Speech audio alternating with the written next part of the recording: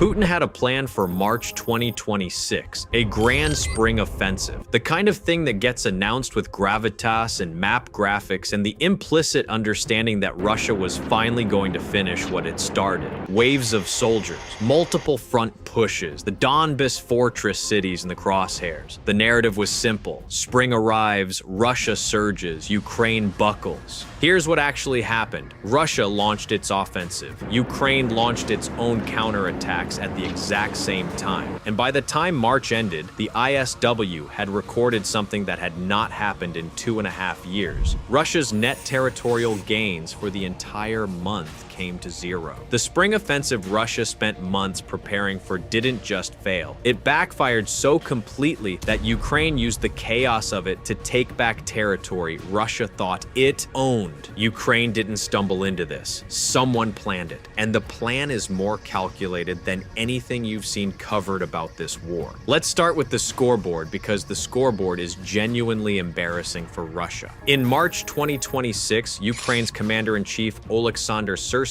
announced that Ukrainian forces had regained control of nearly 50 square kilometers of territory during the month. That came on top of roughly 480 square kilometers liberated since January, a number that exceeded the results Ukraine achieved during the entire Dobropilya counteroffensive of 2025. Back-to-back months of net gains, the first time that had happened since the Kursk operation in 2024. But here's what makes this genuinely shocking, rather than just mildly encouraging. These gains happened during Russia's spring offensive, not before it, not after it, during it. Russia was simultaneously throwing everything it had at Ukraine's front lines, attacking in the directions of Kostiantynivka, Lyman, Zaporizhzhia, Pokrovsk, and Ukraine was still taking land. To understand how absurd that is, compare the advance rates. In March 2025, Russia was moving forward at roughly 12.9 square kilometers per day. 1 year later, in March 2026, that rate had collapsed to 2.58 square kilometers per day. That is a 5-fold slowdown in 12 months. Russia launched its biggest push of the year and somehow moved 5 times slower than it did during a quiet period a year earlier. Ukraine, meanwhile, was gaining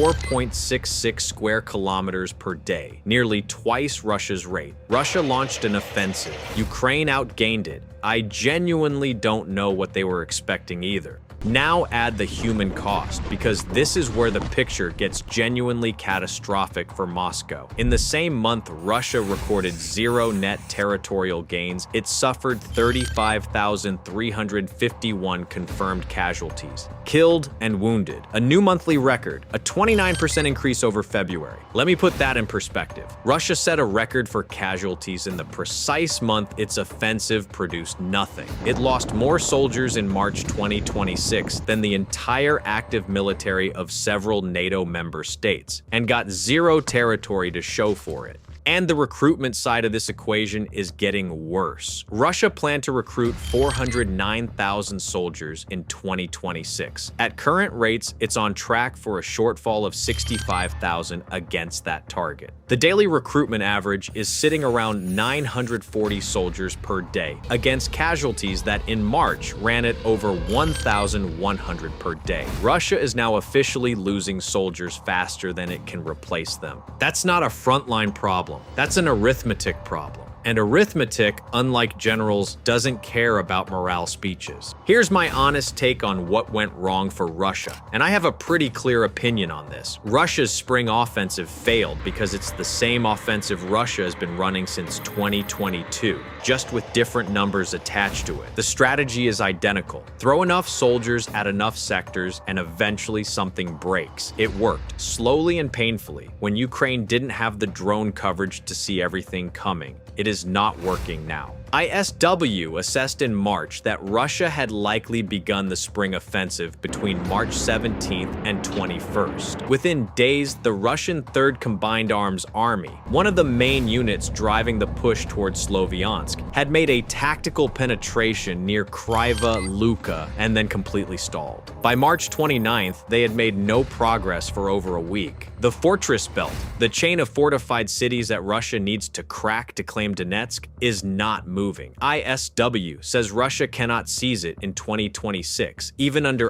optimistic projections with more manpower and better equipment. The earliest realistic timeline is late 2027. Meanwhile, Ukrainian counterattacks in the south, specifically in the Oleksandrivka and Huliai-Pol directions in Zaporizhzhia, were doing something that completely wrecked Russia's operational planning. They were forcing Russia to pull reserves. Russia had units held in operational reserve specifically for the spring offensive push, the kind of forces you keep fresh until the main attack. By mid-March, ISW confirmed the 656th Motorized Rifle Regiment, which hadn't been seen on the battlefield since August 2025, had been thrown in to defend against Ukrainian advances near Oleksandrivka. Reserve units that were supposed to drive the spring offensive were being burned, defending against Ukraine's counterattacks. Think about what that means from the perspective of a Russian soldier who signed up expecting to be part of a spring offensive push into Donetsk.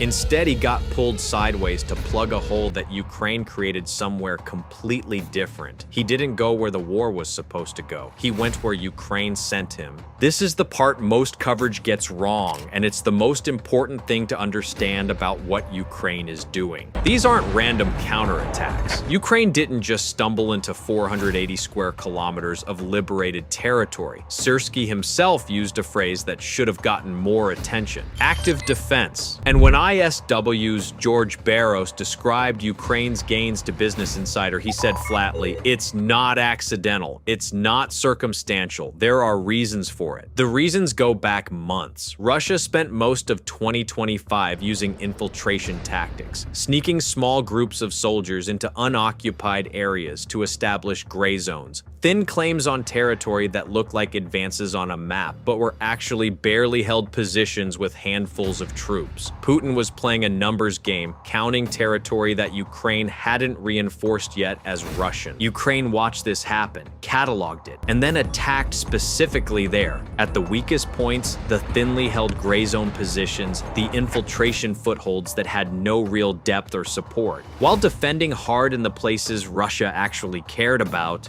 Ukraine attacked in the places Russia had only tentatively claimed. The result is what ISW confirmed in the south. In the Oleksandrivka direction, Russian forces weren't just stopped. They switched from offensive operations to active defense. The attacker became the defender. In Huliai-Pol, Ukrainian forces advanced to within 2 kilometers of a key logistics road, cutting Russian supply lines without even crossing it. The psychological and logistical effect of that is disproportionate to the actual territory taken.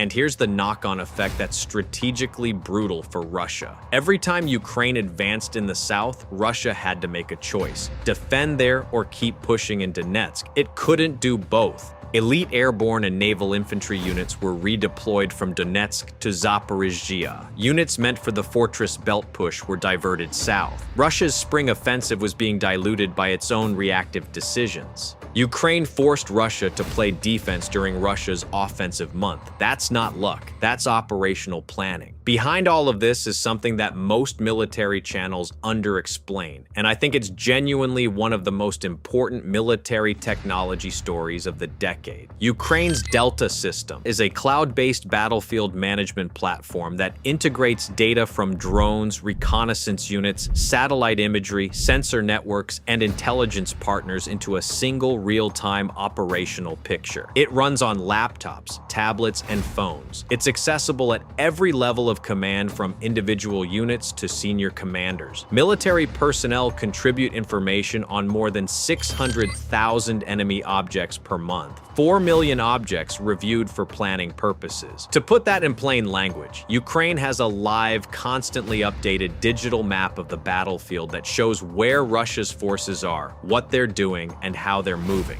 Updated continuously by every drone in the air, every unit on the ground, every signal intercept, and every intelligence partner feeding data in. Russia does not have this. Russia has commanders who receive reports that their subordinates have incentive to exaggerate. exaggerate. Russia has a system built on paperwork and hierarchy that produces situational awareness measured in hours. Ukraine has a system that produces situational awareness measured in minutes. That gap is not theoretical. It showed up in the south. ISW noted that the Ukrainian southern operation may have been made possible, partly because Russia's Starlink crackdown and Telegram ban, intended to cut Ukrainian communications, instead disrupted Russian field units that had been relying on smuggled Starlink terminals and Telegram for their own command and control. Ukraine exploited a Russian self-inflicted communications blackout to launch the counteroffensive. Ukraine built a brain. Russia banned Telegram and accidentally blinded its own troops. One more number that deserves far more attention than it got. March 2026 was the first month in the entire war where Ukraine launched more long-range drones at Russia than Russia launched at Ukraine.